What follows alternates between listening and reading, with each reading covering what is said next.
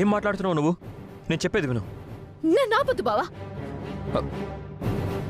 మా అమ్మ నట్టుకొని పాపాత్మురాలని దుర్మార్గురాలని దోషిస్తుంటే ఆ ఇంటి బిడ్డగా ఏని నేను భరించలేను. బుజ్జమ్మ గారు,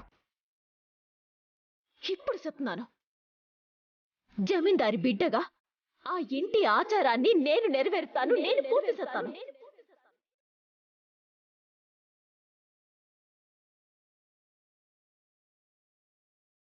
మా అమ్మ పేరు మీద జరిపిస్తున్న ఈ ఆచారాన్ని స్వయంగా నా చేతుల మీదుగా నేనే జరిపిస్తాను.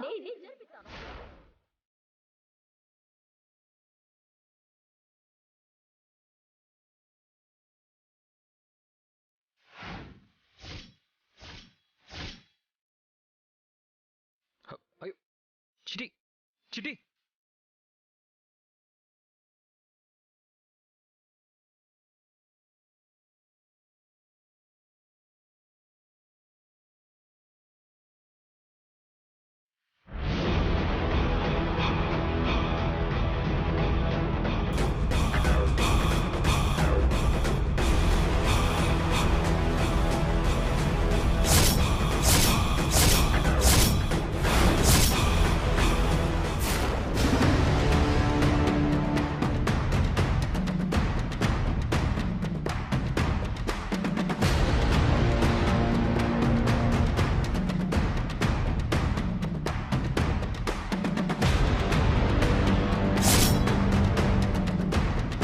అమ్మ చూసావా? చిట్టమ్మ మాటలు విన్నావా? విన్నాన్రా. మన చిట్టమ్మ నోరు విప్పింది. కాదు కాదు, మన బుజ్జమ్మే నోరు విప్పేలా చేసింది. మరి ఈ బెజవాడ బొజ్జమ్మ మజాకానా? ఎప్పటికైనా మీ మనసులు తృప్తి పడ్డాయా? మీ వారసురాలు మీకు దొరికినందుకు ఆనందంగా ఉందా? చాలు బుజ్జమ్మ, నువ్వు చేసిన మేలు ఏ జన్మలోనూ తీర్చుకోలేను.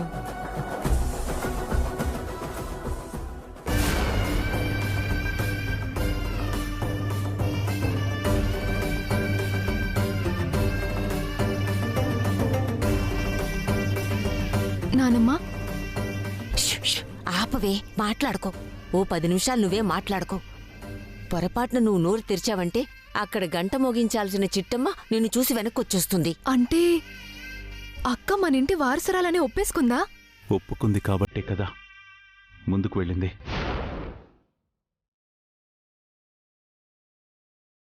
అయ్యో చిట్టమ్మ, నువ్వే వారసురాలవని నువ్వే నీ నోటితో ఒప్పేసుకున్నావే. నువ్వు ఇచ్చిన మాట సంగతి ఏంటి? పోనీలే, నేను చేసిన పాపం ఇన్నాళ్లకైనా తీరిపోతుంది. చిట్టమ్మ జమీందారి వారసురాలని ఈరోజు తెలిసిపోతుంది.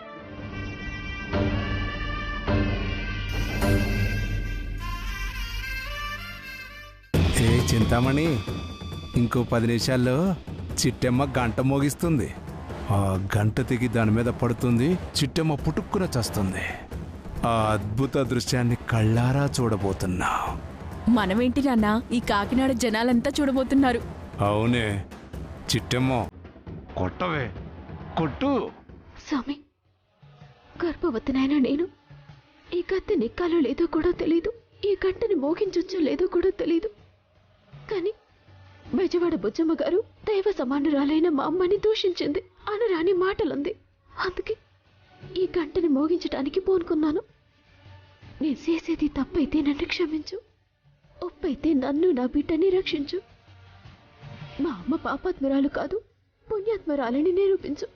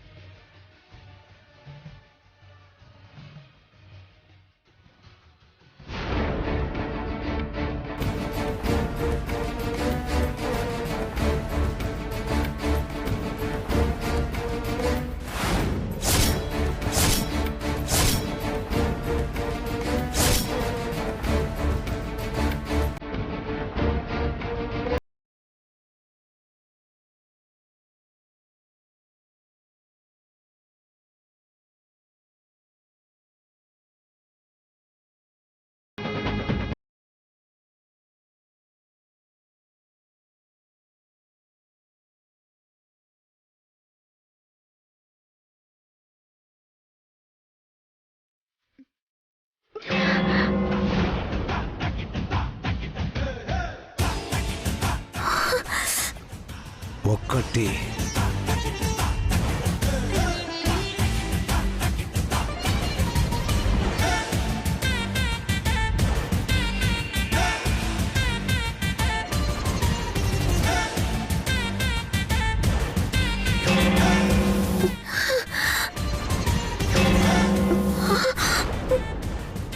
రెండు.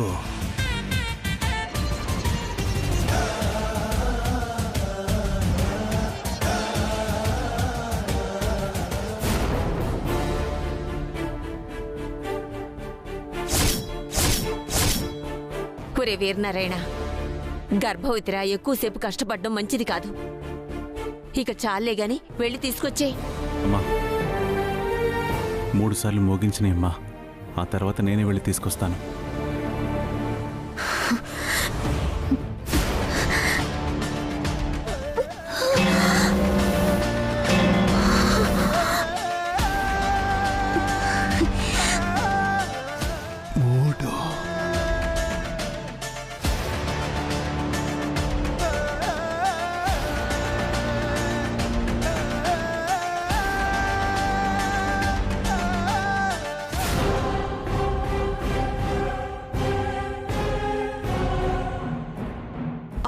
తాడు తెగి గంట కింద పడేలా ఉంది.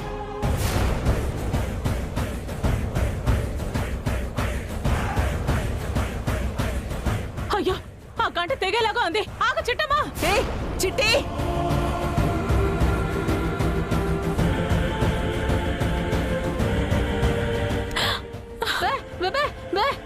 అయ్యో అయ్యో అక్క, చిట్టమ్మా.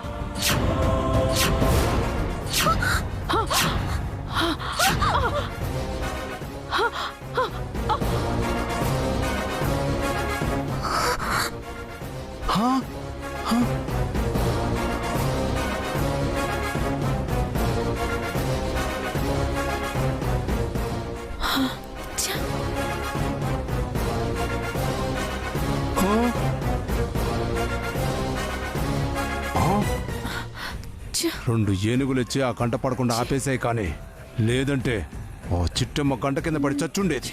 చా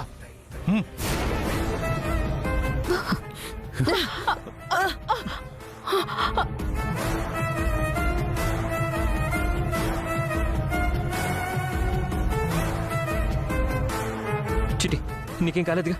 నాకేం కాలేదు బావా, నాకేం కాలేదు. కింద పెడదాం.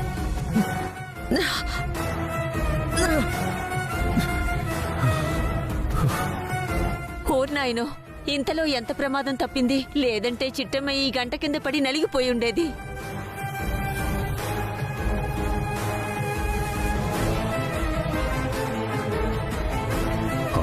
చా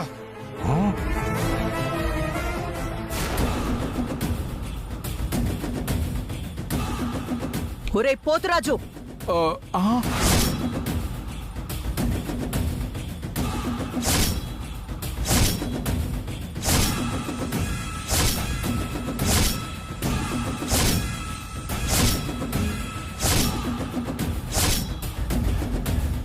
బుజ్జమ్మ గారు, ఈ గంట కింద పడ్డానికి కారణం ఎవరో తెలుసా? ఎవరండి? అదిగో అక్కడ నిలబడి గుంట నక్కలాగా దొంగ చూపులు చూస్తున్నాడే ఆ పోతురాజు, వాడే. రేయ్ పోతురాజు, నువ్వు చచ్చావురా నా చేతుల్లో. ఊరు నాయను, ఈ బుజ్జమ్మ కాంతమ్మలంటే మన వెనకాల పడుతున్నారు. పదవే, పద పద పద పదవే. రండి.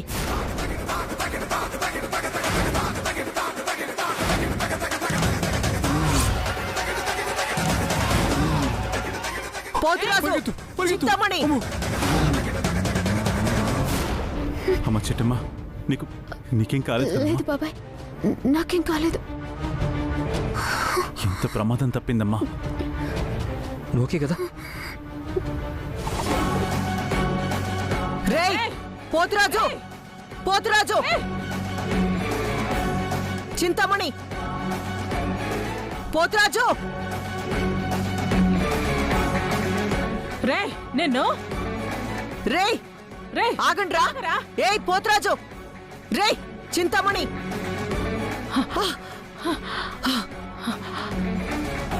ఛ!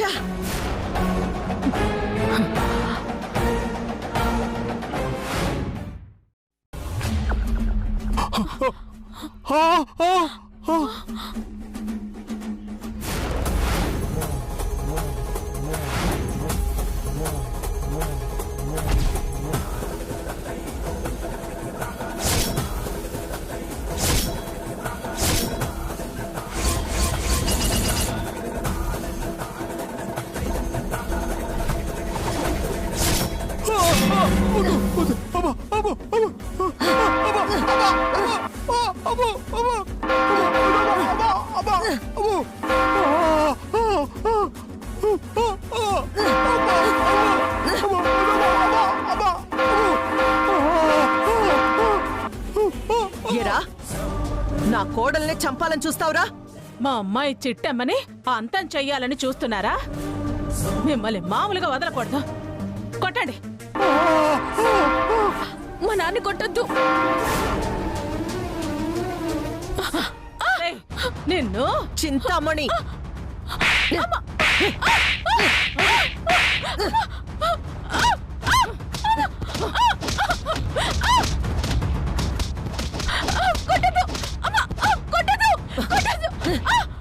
మళ్ళీ మా చిట్టమ్మ జోలికొచ్చారో మీ ప్రాణాలు తీసేస్తానేమనుకున్నారు? ముక్కలు ముక్కలుగా నరికేస్తాను. రండి.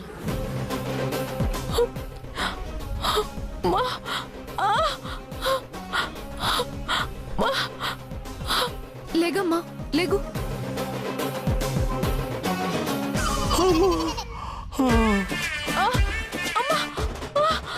నొప్పి. అమ్మా అమ్మా, అమ్మా,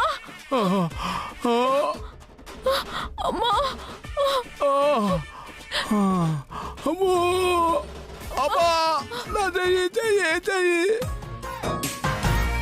చెయ్యి ఎరగొట్టారనుకున్నారు, ఇప్పుడు కాలు కూడా ఎరగొట్టారు. ఒళ్ళంతా హోలమైపోయినట్టుంది. అబ్బా!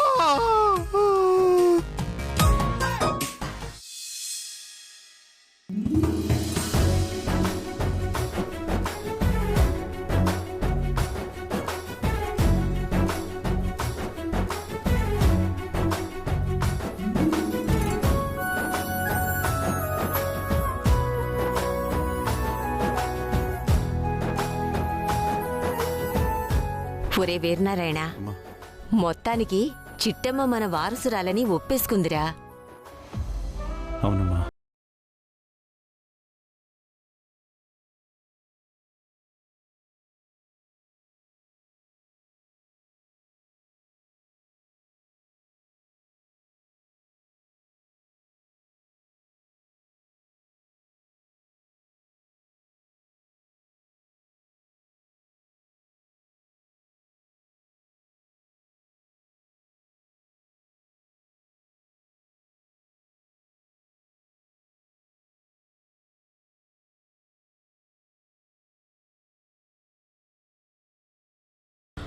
అమ్మా, అబ్బా, అమ్మో, అబ్బా,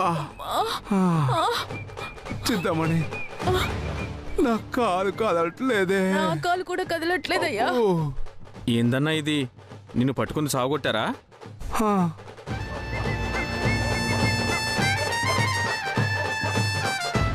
అవునరా, మీరెంతో కష్టపడి ఆ గంటను కోస్తే ఆ గంట తెచ్చి మా ఇద్దరి మీద పడేశారా. ఆ కాంతమ్మ బుజ్జమ్మ వాళ్ళిద్దరిని వదలనరా. అదే గంటతో ఒక గంట సేపు కొట్టకపోతే నా పేరు పోతురాజే కాదు. ఆళ్ళని కొడితే మనకేటొస్తుంది నాన్న? మనల్ని కొట్టినందుకు ఇంతకు 100 రెట్లు ఏడ్చేలా చేయాలి. 100 రెట్లు కాదే, జీవితాంతం కుళ్ళి కుళ్ళి ఆడవాలి. రేయ్, కత్తులు సిద్ధం చేశారా?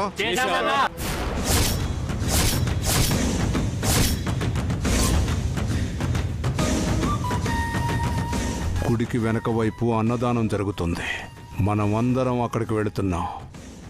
కత్తులు చూపించి బెదిరించి నీలాంబరి కొడుకుని లాక్కుంటున్నాం. మీ బిడ్డ మీకు కావాలంటే కాంతమ్మ తన యావదాస్తి నా పేరు మీద రాయాలి అని బ్లాక్మెయిల్ చేస్తాం. దాంతో మనవడి ప్రాణాలు కాపాడుకోవాలని కాంతమ్మ సంతకం పెడుతుంది. హ! ఆస్తి మొత్తం నా సొంతం అవుతుంది. ఆస్తి రాగానే నీలాంబరి కొడుకుని వదిలేస్తావా నాన్నా? చచ్చినా వదలం. మొన్న నా చెయ్యర కొట్టింది, ఇవాళ నా కాలెర కొట్టింది. దానికి ఫలితంగా నీలాంబరి కొడుకుని ఊరి చివర వదిలేయడమో లేదంటే ఈ గూడ్స్ ట్రైన్లోనూ పడేద్దాం. పద రండ్రా.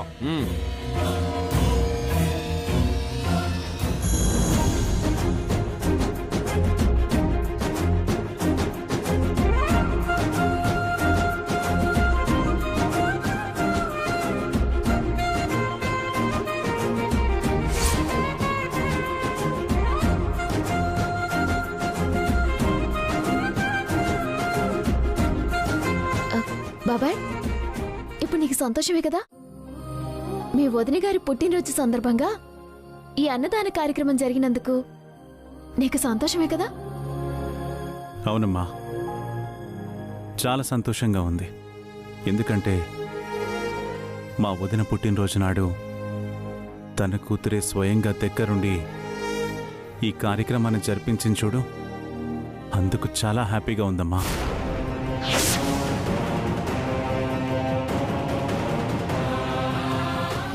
నేను మీ వదిన గారి కూతునేటి బాబాయ్.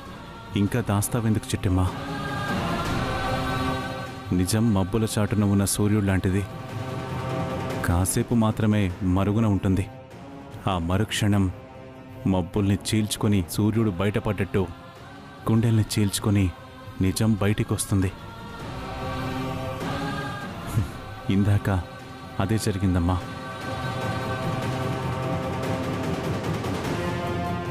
ఓజీ బాబోయ్, మా అమ్మ పుట్టినరోజు నాడు జరగాలనుకున్న ఈ అన్నదాన కార్యక్రమం ఆగకూడదని ఆఫీసర్లో నేనే జమీందారు కూతున్నని చెప్పేశానే. ఇంకా ఎందుకు దాస్తావు చిట్టమ్మా? ఆ ఇద్దరిని చూడు, నీ కోసం 1000 కళ్ళతో 1,000,000 ఆశలతో ఎలా ఎదురు చూస్తున్నారో చూడు.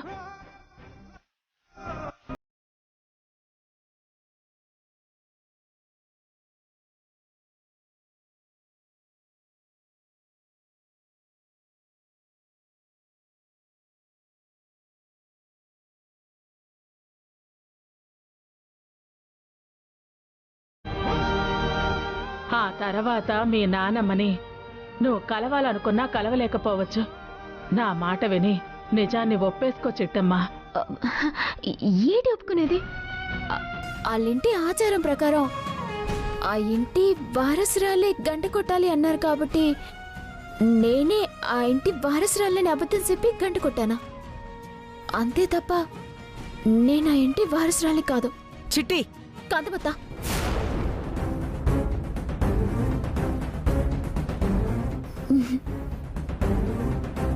దయచేసి అందరికీ చెప్తున్నా, నన్ను ఇల్లింటి వారసురాలని చెప్పకండి.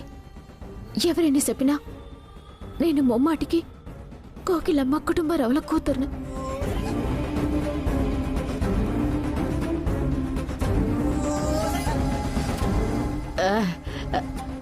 సరేమ్మా, మా అన్న కూతురు మీద మేం పెంచుకున్న ప్రేమని, తన మీద మాకున్న మమకారాన్ని చూసి కూడా నువ్వు మా అన్న కూతురువి కాదు అంటున్నావంటే నిజంగా అయ్యుండవులే.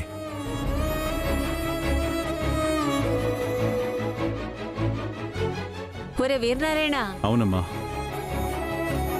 కడుపులో లేంది కౌగిలించుకున్న బయటికి రాదు అని చిట్టెమ్మకి నిజం చెప్పాలనిపించట్లేదు.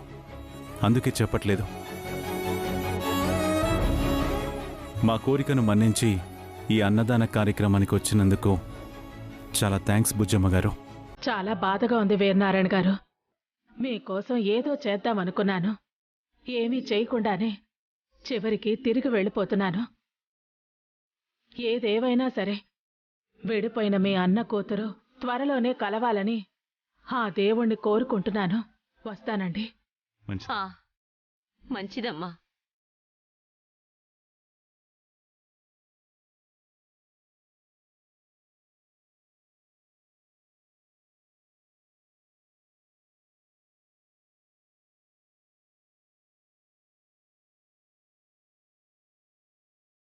మా శంకరనారాయణ కూతురివి కాకపోయినా మా వారసురాలి స్థానంలో నిలబడి ఈ కార్యక్రమం జరిపించినందుకు పరాయి దానివైనా నీకు శతకోటి వందనాలమ్మా. అజయ్ నానమ్మా,